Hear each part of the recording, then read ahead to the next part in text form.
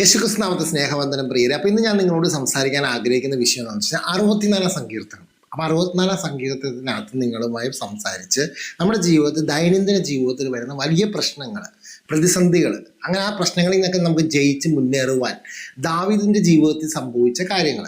അപ്പം നമുക്ക് ഈ ദാവീദിൻ്റെ സങ്കീർത്തനങ്ങളിൽ പല കാര്യങ്ങളും പറയുമ്പോൾ നമ്മൾ ശ്രദ്ധിക്കണം, നമ്മുടെ ജീവിതത്തിൽ നിന്നും ഈ പ്രതിസന്ധികളെ എങ്ങനെ കൈകാര്യം ചെയ്യാമെന്ന് അദ്ദേഹം പ്രാക്ടിക്കലായിട്ട് പ്രവർത്തിച്ച് അനുഭവിച്ച് ദൈവത്തിൽ നിന്നും വിജയം പ്രാപിച്ച വ്യക്തിയാണ്. അപ്പം അദ്ദേഹത്തിന് കഷ്ടമുണ്ടായിട്ടുണ്ട്, കഷ്ടത്തിൽ നിന്ന് ജയവും പ്രാപിച്ചിട്ടുണ്ട്. അപ്പം ആ അനുഭവത്തെക്കുറിച്ച് 64 സങ്കീർത്തനത്തിനകത്ത് ജീവിതത്തിൽ ലഭിച്ച കഷ്ടത്തെക്കുറിച്ച് പറഞ്ഞിട്ട് അതിൽ നിന്ന് ജയം ലഭിക്കുന്ന കാര്യങ്ങൾ പറഞ്ഞിരിക്കുന്നു. അപ്പം നമ്മുടെ ജീവിതവും ആയിട്ടൊന്ന് പങ്കുവെച്ച് നോക്കിയാൽ നമ്മുടെ ജീവിതത്തിൽ എന്തുകൊണ്ടായിരിക്കും നമുക്ക് എപ്പോഴും സങ്കടങ്ങളും ദുഃഖങ്ങളും വരുന്നത്? അപ്പം നമ്മൾ ഈ സങ്കടത്തിൽ നിന്നൊക്കെ വരുമ്പോൾ നമ്മൾ കൂടുതൽ ആ സമയത്തായിരിക്കും ദൈവത്തോട് നമ്മൾ കൂടുതൽ അടുക്കുന്നത്. സങ്കടവും ദുഃഖമുള്ള സമയത്തായിരിക്കും നമ്മൾ ദൈവത്തോട് കൂടുതൽ അടുക്കുവാൻ ആഗ്രഹിക്കുന്നത്. കാരണം ഈ പ്രശ്നങ്ങളിൽ നിന്നും എങ്ങനെയെങ്കിലും ഒന്ന് മാറണം. നമുക്ക് സുഖകരമായി ഇരിക്കുവാനായിട്ട് നമുക്ക് എപ്പോഴും ആഗ്രഹമുണ്ട്. പക്ഷെ പല പ്രശ്നങ്ങളും നമ്മൾ പോലും പറയാതെ വിളിച്ച് നമ്മുടെ ഉള്ളിലേക്ക് വരുന്ന സംഭവമുണ്ട്. അപ്പം അതിനെക്കുറിച്ച് നമുക്കൊന്ന് നോക്കാം. അപ്പം ദാവീദിന് പറയുന്ന പോലെ സങ്കീർത്തനം 64 ഒന്നാമത്തെ വാക്യം പറയും ഇങ്ങനെയാണ്: ദൈവമേ, എൻ്റെ സങ്കടത്തിൽ ഞാൻ കഴിക്കുന്ന അപേക്ഷ കേൾക്കണമേ. അപ്പം ദാവീദ് വലിയൊരു സങ്കടത്തിലാണ് എന്ന് അദ്ദേഹം പറയുന്നു. അപ്പം അദ്ദേഹം പറയുകയാണ്, ഞാൻ പറയുന്ന അപേക്ഷകളൊന്ന് കേൾക്കണമേ. അപ്പം ദൈവത്തോട് കരഞ്ഞ് പ്രാർത്ഥിക്കുകയാണ്, ഞാൻ വലിയൊരു പ്രശ്നത്തിലാണ്, പ്രതികൂലത്തിലാണ്. ഈ പ്രതികൂലത്തിൽ നിന്നും ജയിക്കുവാൻ എൻ്റെ ദൈവം എന്നെ ഒന്ന് സഹായിക്കണമേ. അപ്പോൾ ഇത് തന്നെയായിരിക്കും നമ്മൾ ദിവസവും ദൈവത്തോട് പ്രാർത്ഥിക്കുന്നത്. അപ്പോൾ നമ്മുടെ ജീവിതത്തിലും വലിയ സങ്കടങ്ങളും ബുദ്ധിമുട്ടുകളൊക്കെ ഉണ്ടല്ലേ. അപ്പോൾ ഈ ബുദ്ധിമുട്ടുകളിൽ നിന്നൊക്കെ നമുക്ക് ഒരു വിടുതൽ ലഭിക്കണമെന്ന് പലപ്പോഴും നമ്മൾ ആഗ്രഹിക്കുന്നുണ്ട്. അപ്പോൾ ഈ ആഗ്രഹത്തിൽ നിന്ന് നമുക്ക് എങ്ങനെ ദൈവത്തിൻ്റെ വിടുതൽ ലഭിക്കുന്നു എന്നതിനെക്കുറിച്ച് നമുക്ക് നോക്കാം. അപ്പോൾ നമുക്ക് എന്തുകൊണ്ടായിരിക്കും കൂടുതൽ കഷ്ടവും സങ്കടങ്ങളും വരുന്നതെന്ന് ദാവീദിൻ്റെ ജീവിതത്തിൽ തന്നെ പറയുന്നു. അപ്പോൾ അത് നമ്മളൊന്ന് ശ്രദ്ധിച്ച് നോക്കാം നമ്മുടെ ജീവിതത്തിൽ. അപ്പോൾ ദാവീദ് പറയുകയാണ്, അടുത്ത വാക്ക് പറയുകയാണ്, ശത്രുഭയത്തിൽ നിന്നും എൻ്റെ ജീവനെ പാലിക്കണമേ. അപ്പോൾ ദാവീദിന് ശത്രുഭയമുണ്ടായി. അപ്പം നമ്മുടെ കുടുംബത്തിൽ തന്നെയാണെങ്കിൽ, നമ്മുടെ ബന്ധുത്തിൻ്റെ ഇടയ്ക്ക് തന്നെയാണെങ്കിലും അനേക ആളുകൾ നമ്മുടെ സ്വഭാവത്തിലൂടെയും മറ്റുള്ളവരുമായി നമുക്ക് ചിലപ്പോൾ നമ്മളുടെ എതിർപ്പുണ്ടാവും, നമ്മുടെ വളർച്ചയിൽ എതിർപ്പുണ്ടാവും. നമുക്ക് മൂവ് ചെയ്യുമ്പോൾ നമ്മളെ നെഗറ്റീവായിട്ട് പറയുന്ന ജനങ്ങൾ ഒത്തിരി ഉണ്ടാവും.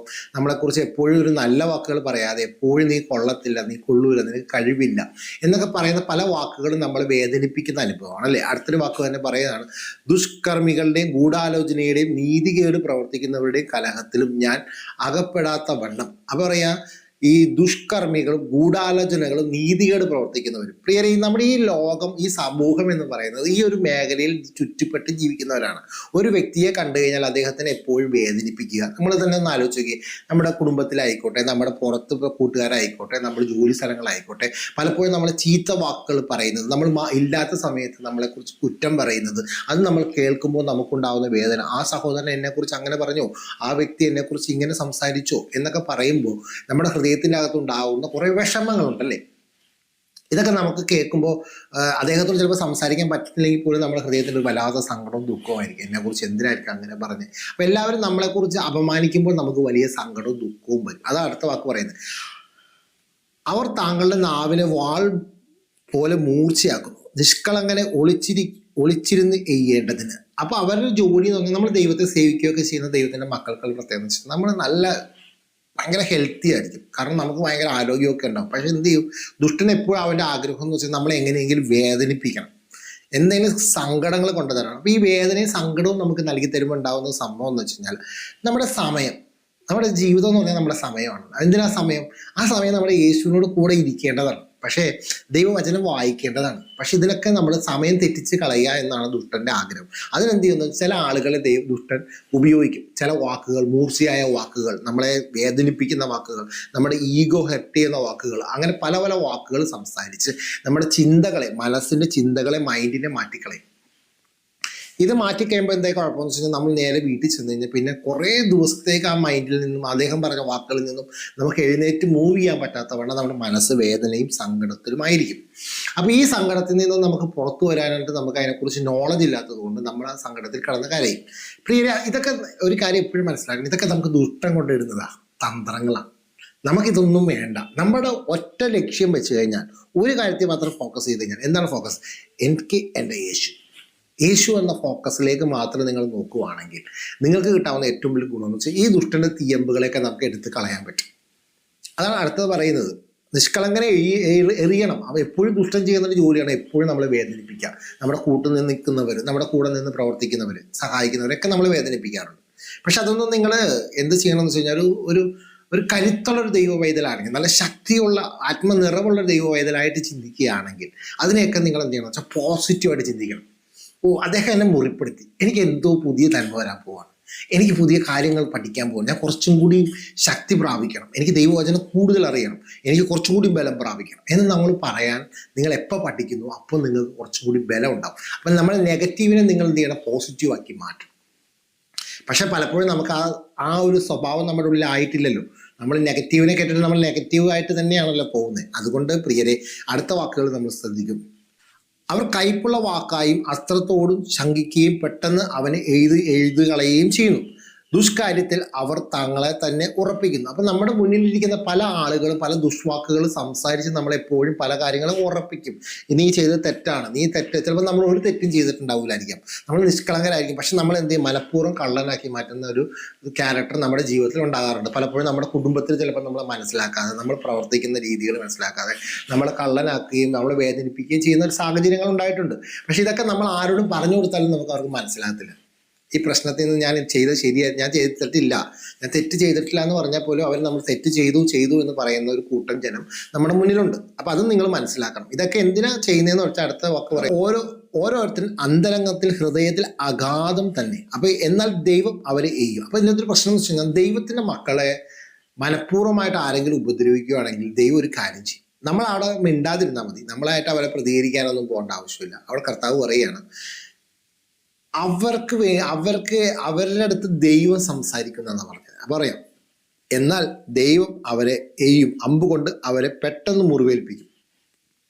അപ്പം നമ്മളെ ഒരു വ്യക്തി മനഃപൂർവ്വമായിട്ട് മുറിവേൽപ്പിക്കുന്നുണ്ടെങ്കിൽ ഉറപ്പായിട്ട് നിങ്ങൾ വിചാരിച്ചോളൂ, അവരുടെ ജീവിതത്തിലേക്ക് ദൈവം അവരെ മുറിവേൽപ്പിക്കും. അപ്പം നമ്മൾ വിചാരിക്കുന്നത് ദുഷ്ടനായ രീതിയിലല്ല കേട്ടോ. ദൈവം മുറിവേൽപ്പിക്കുക എന്ന് പറഞ്ഞു കഴിഞ്ഞാൽ, നമ്മളെ ദൈവത്തിൻ്റെ മക്കൾ എന്ന് പറഞ്ഞാൽ ദൈവത്തിന് വിലയേറിയതാണ്.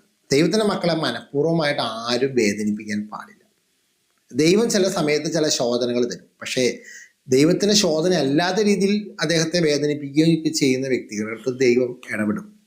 അതെപ്പോഴും നിങ്ങൾ മനസ്സിലാക്കുക. അതുകൊണ്ട് നിങ്ങൾ ഒരിക്കലും പ്രതികരിക്കാൻ വേണ്ടി പോകേണ്ട ആവശ്യമില്ല. ദൈവം അവരെ ഇടപെട്ടോട്ടെ. ദൈവം അവർക്ക് പറയുന്ന വാക്കുകൾക്കൊത്തവണ്ണം ദൈവം അവരുടെ അടുത്ത് പെരുമാറുമെന്നാണ് ഇവിടെ പറയുന്നത്. അതുകൊണ്ട് നമ്മൾ എന്ത് ചെയ്യണം, നമ്മൾ ആ വിഷയങ്ങളൊക്കെ വിട്ട് അവരോട് പ്രതികരിക്കാനോ ഒന്നും പോകാതിരിക്കുക. നമ്മൾ പ്രതികരിക്കാൻ പോയി കഴിഞ്ഞാൽ നമ്മുടെ ആത്മാവിലുള്ള ജീവിതം നഷ്ടപ്പെട്ടു പോകും.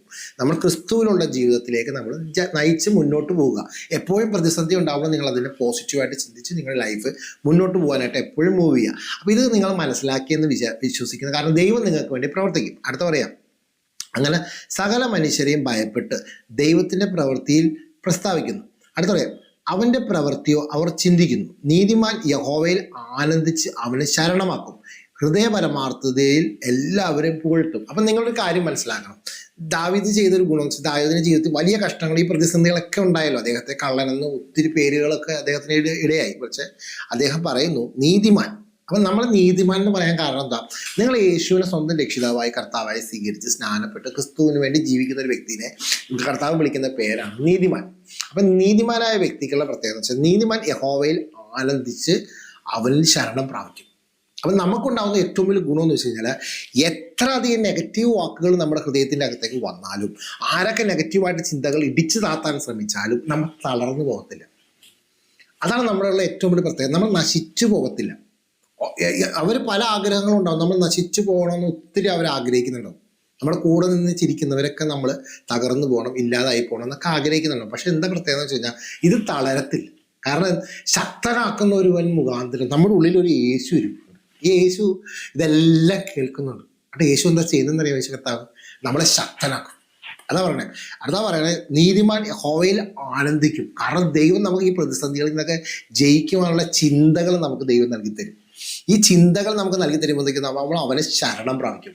കർത്താവിൽ തന്നെ നമ്മൾ ആശ്രയിക്കും. അതാ പറയാം, ഹൃദയ പരമാർത്ഥതയും. അപ്പം നമ്മുടെ ഹൃദയത്തിൻ്റെ അകത്ത് സന്തോഷം കൊണ്ട് നിറയുമ്പോൾ നമ്മൾ എല്ലാവരെയും പുകഴ്ത്താൻ തുടങ്ങും. അപ്പം നമ്മൾ നെഗറ്റീവായിട്ട് നമ്മുടെ അടുത്ത് വരുന്ന ആളുകളെല്ലാം നമ്മൾ പുകഴ്ത്താൻ തുടങ്ങും. കാരണം അവരെന്താ കർത്താവ് പറയണേ, നമ്മൾ ഗുണമെന്ന് വെച്ചാൽ അവർക്ക് അറിവില്ലായ്മ കൊണ്ട് അവർ നമ്മളോട് പ്രവർത്തിച്ചു.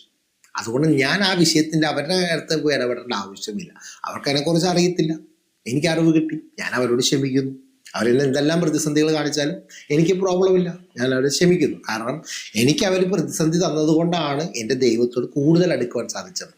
അവർ എനിക്ക് നെഗറ്റീവായിട്ട് സംസാരിച്ചത് കൊണ്ടാണ് ഞാൻ വീണ്ടും ദൈവത്തോട് അടുത്ത് ദൈവത്തിൻ്റെ വചനങ്ങൾ കേൾക്കാനിടയായത്.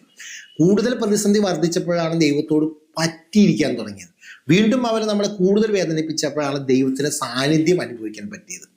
അപ്പോഴാണ് പ്രിയരെ, ഈ പ്രശ്നങ്ങൾ നമുക്ക് ഒരു സ്ഥലത്ത് തരുമ്പോൾ തന്നെ നമുക്ക് ദൈവത്തോട് അടുക്കുവാൻ ദൈവം നമുക്കൊരു അവസരം കൂടി നൽകി തരുന്നു. അപ്പം അതിൻ്റെ ഇടയ്ക്ക് നിൽക്കുന്ന കണ്ണുനീര്, കരച്ചിൽ, നെഗറ്റീവായ ചിന്തകൾ, അയ്യോ എനിക്കെന്തിനാ കഷ്ടം, എനിക്കെന്താ പ്രതിസന്ധി എന്ന് പറയുന്ന വാക്കുകൾ നിർത്തുക.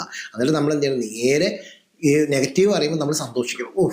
എന്നെ ഒരു ശത്രു വന്നു ഉപദ്രവിച്ചോ, എങ്കിൽ കർത്താവെ എൻ്റെ പിതാവിൻ്റെ സ്നേഹം ഞാൻ അനുഭവിക്കാൻ പോവുകയാണ്. പിതാവ് എനിക്ക് അങ്ങയുടെ സ്നേഹം നൽകിത്താ.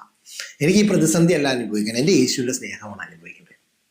പ്രിയരെ, ആ പ്രതിസന്ധികൾ ദൈവത്തിൻ്റെ ചിന്തകൾ കൊണ്ട് നിറയും, പരിശുദ്ധാത്മാവിൻ്റെ സാന്നിധ്യം തരും.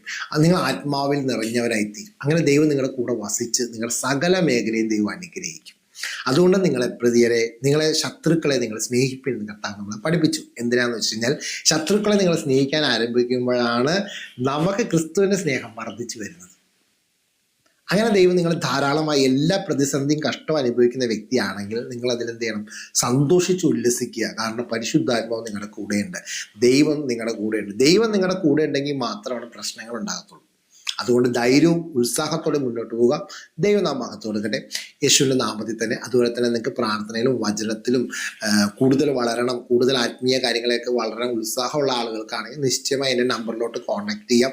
അതുപോലെ ഫാമിലി കൗൺസിലിംഗ്, സ്പിരിച്വൽ കൗൺസിലിംഗ്, അങ്ങനെ പല കൗൺസിലിംഗും നിങ്ങൾക്ക് താല്പര്യം ഉണ്ടെങ്കിൽ നിങ്ങൾക്ക് എൻ്റെ നമ്പറിൽ കോൺടാക്ട് ചെയ്യാം. വൈകുന്നേരം 6 മണി കഴിഞ്ഞ ശേഷം മാത്രമേ വിളിക്കാൻ പാടുള്ളൂ. അത് ആ സമയത്ത്, അതിന് മുമ്പൊക്കെ ജോലി സമയമാണ്, ജോലിക്ക് പോകുന്ന സമയമാണ്. അതുകൊണ്ട് നിങ്ങൾ ആ സമയം കഴിഞ്ഞ് നിങ്ങൾ വിളിക്കുക, ആ സമയത്ത് എന്നെ കിട്ടും. അപ്പം ദൈവം നാം മഹത്വം കൊടുക്കട്ടെ, യേശുവിൻ്റെ നാമത്തിൽ തന്നെ. ആമേൻ.